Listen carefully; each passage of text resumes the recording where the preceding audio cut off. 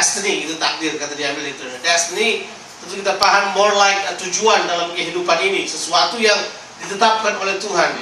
Sebenarnya kata destiny, kata lawatan itu satu kata artinya itu. Destiny, visitations of the Lord, itu satu kata itu. Itu kata kalau dalam bahasa Yunani kata yang dipakai itu adalah kairos. Itu sama katanya itu. Tapi saya tidak akan bahas itu dengan saudara. Yang saya mau bahas bahwa memang betul bahwa kita ini telah ditetapkan dari waktu ke waktu untuk jadi pemenang. Amin. Gitu kan? Nah, kita baca dulu apa kata firman Tuhan sebelum kita ngomong banyak mengenai hal tersebut. Ayat yang ke-10 sampai ayatnya yang ke-12. Dan aku mendengar suara yang nyaring di sorga berkata, sekarang telah tiba keselamatan dan kuasa dan pemerintahan Allah kita dan kekuasaan Dia yang diurapinya, karena telah dilemparkan ke bawah pendakwa saudara-saudara kita yang mendakwa mereka siang dan malam di hadapan Allah kita. Dan mereka mengalahkan Dia oleh darah anak domba dan oleh perkataan kesaksian mereka, karena mereka tidak mengasihi nyawa mereka sampai ke dalam maut. Karena itu bersukacitalah hai sorga dan hai kamu sekalian yang diam di dalamnya. Celakalah kamu hai bumi dan laut, karena iblis telah turun kepadamu dalam geramnya yang dahsyat, karena ia tahu bahwa waktunya sudah singkat.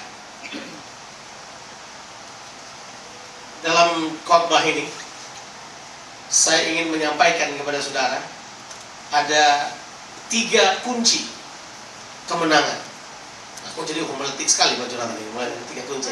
Tapi saya percaya bahwa dalam ayat-ayat ini kita bisa temukan ada 3 kunci kemenangan dalam kehidupan kita. Kalau saudara mau menang dalam kehidupan ini, perhatikan ada 3 kunci ini yang saya ingin bagikan pada saudara. Yang pertama adalah establish the kingdom of God in you. Itu yang pertama, jelas. Alkitab berkata bahwa kita sekarang telah tiba keselamatan dan kuasa dan pemerintahan Allah kita. Itu dulu yang pertama yang kita perlu tegakkan dalam kehidupan kita. Kunci kemenangan kita sebagai orang percaya adalah menegakkan pemerintahan Allah dalam kehidupan kita, menegakkan pemerintahan Tuhan dalam kehidupan kita. Kingdom of God is all about the rulership of God. It's about the government of God in our lives. Jadi kerajaan Allah yang perlu ditegakkan dalam kehidupan kita terlebih dahulu. Itulah sebabnya dibilang begini, sekarang telah tiba keselamatan dan kuasa. Kadang-kala kita berpikir keselamatan, kita berpikir masuk surga, kan? Gitu maksudnya. Kita punya pemikiran keselamatan adalah kalau kita mati masuk surga. Tapi saya percaya keselamatan yang dimaksud di sini bukan cuma sekedar masuk surga, tapi saudara dalam kehidupan dalam dunia ini, saudara menang menghadapi masalah, saudara menang terhadap dosa, saudara menang menghadapi apapun yang saudara hadapi dalam kehidupan ini, karena saudara memang ditetapkan untuk menjadi pemenang. Yang percaya katakan amin. Saudara percaya itu? Bahwa jelas bahwa memang kita perlu menjadikan Tuhan sebagai pemerintah dalam kehidupan kita. Itu adalah hal yang pertama dan yang utama. Menetapkan pemerintahan Tuhan dalam kehidupan kita. Nah, mari coba kita tanya dulu, apa benar Tuhan telah memerintah dalam kehidupan kita? Oke, manusia itu punya 3 unsur dalam kehidupan ini katanya.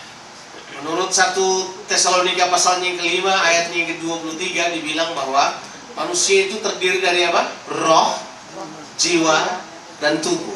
Pertanyaannya, kalau Tuhan memerintah pada saudara, harusnya Tuhan memerintah secara menyeluruh dalam kehidupan kita, betul kan? Nah, sekarang pertanyaannya, apakah Tuhan sudah memerintah dalam roh saudara?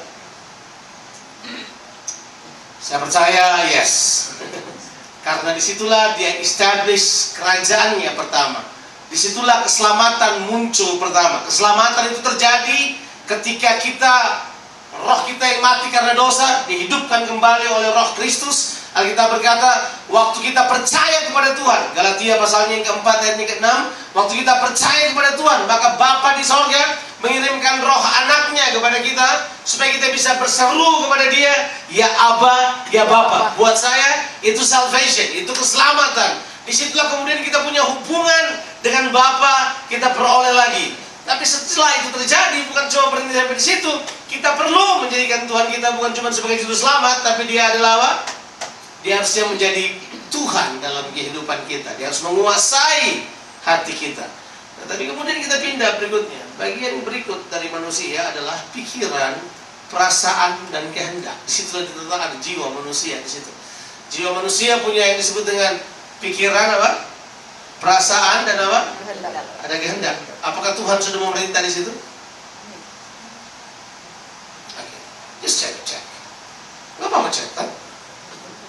Alkitab bilang begini, hukum pertama dan terutama adalah kasihilah Tuhan Allahmu dengan apa? Segenap hatimu, segenap jiwamu, dan segenap akal budimu. Di Injil Lukas ditambah dengan segenap kekuatanmu. Tapi praktikal dia mau kita mengasihi Tuhan dengan segenap hati dan juga segenap apa? Jiwa. Nah, di jiwa itu ada pikiran, ada perasaan, ada kehendak. Nah, mengenai pikiran, kalau saya tanya pada saudara, apakah saudara mengasihi Tuhan dengan pikiran?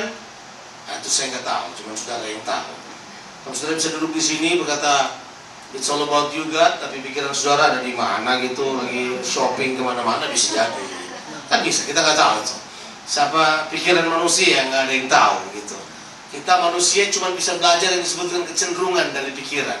Saya termasuk salah seorang yang mengamati kecenderungan. Saya pengamat kecenderungan ya. Jadi kalau saya lihat orang punya kecenderungan, saya sudah bisa amati dia bakal jadi apa. Tapi saya nggak tahu apa yang ada di apa pikirannya. Kecenderungan itu tren. Kita tahu mau kemana dia pergi. Saya adalah pengamat dari kecenderungan itu. Nah, tapi juga dibilang ini, dia bukan cuma menguasai pikiran kita, dia juga harus menguasai apa? Perasaan kita. Wah, itu perasaan susah banget. Ya? Pernah tersinggung nggak? Sering ya? Pernah tersinggung nggak? Siapa yang paling gampang menyinggung kita? Pasangan kita paling gampang singgung kita. Ya toh? Maksudnya kalau supir angkot yang singgung kita nggak tersinggung, kenapa? Coba, ya kan? Dan misalnya kita lagi jalan-jalan, kemudian penjaga Disneyland begitu, you stupid, saya nggak terlalu pusing. Tapi coba istri saya begini, you stupid, itu saya marah, ya kan? Tapi dia tidak pernah bilang gitu sama saya, nggak pernah. Soalnya pikir dia bilang itu buat saya. Nah, biasanya kita gampang sekali perasaan kita terluka. Orang tuh mengalami luka itu biasanya dimulai dari perasaan. Ya, hurt itu start with the feelings. Feelings terluka dulu, tersinggung dulu, kemudian hatinya mulai terluka. Dan dia sadar dari perasaan itu jendelanya langsung kemudian ke roh mereka. Kebanyakan orang yang perasaannya tidak dikuasai oleh Roh Kudus, Tuhan tidak memerintah di situ, yang gampang-gampang tersinggung itu parah itu. Itu kemudian bisa jadi kepahitan itu. Nah, saya mau beritahu saudara, kalau sampai sudah sampai ke arah kepahitan, tersinggung amat sangat itu bahasa Inggrisnya lebih kejam itu, namanya offenses itu. You get offended, itu dan mengerikan sekali kalau saudara bisa bereskan hal tersebut. Orang yang masih tersinggungnya besar, itu tanda bahwa orang tersebut belum dikuasai perasaannya oleh Roh Kudus. Belum. Tuhan belum memerintah perasaannya. Tersinggungnya minta ampun, tersinggung terus ya. Baru dipelototin tersinggung. Baru orang salaman gak tatap matanya udah tersinggung gitu maksudnya. Jadi kalau saudara masih kayak gitu berarti perasaan saudara masih belum diperintah oleh Roh Kudus. Mari saudara belajar hal-hal sederhana seperti ini. Saya cuma mau cek apa benar Kristus telah memerintah dalam kehidupan saudara. Sebab yang paling berat dari seluruhnya adalah sampai pada titik yang berikutnya adalah keputusan.